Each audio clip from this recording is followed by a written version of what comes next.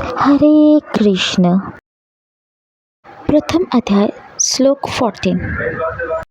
श्लोक पहले संस्कृत, हिंदी, इंग्लिश और फिर बंगाली में है। ततः सेत हयर्युक्ते महन्ति स्यन्धने स्थितै माधव पाण्डवश्चैव दिव्यौ शङ्खौ पद्मन्तु। नाउ द श्लोक इज इन हिंदी। इसके बाद सफेद घोड़े के विशाल रथ पर बैठे हुए माधव और पांडुपुत्र अर्जुन ने अपने अपने दिव्य शंख बजाए।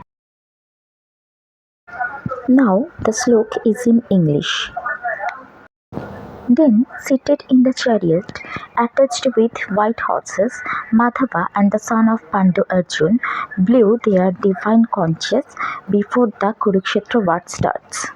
শ্লোক को বেঙ্গলি में भी जान लेते हैं। তারপরে সাদা ঘোড়ার সাথে বিশাল রথে বসে মাধব ও পাণ্ডুপুত্র অর্জুন তাদের দিব্য শঙ্খধ্বনি করে কুরুক্ষেত্রের যুদ্ধ আরম্ভ করল। हर हर Mahadev. Keep eye on my YouTube channel for Gita shloka every Saturday and Sunday। मिलते हैं अगले भाग में। धन्यवाद।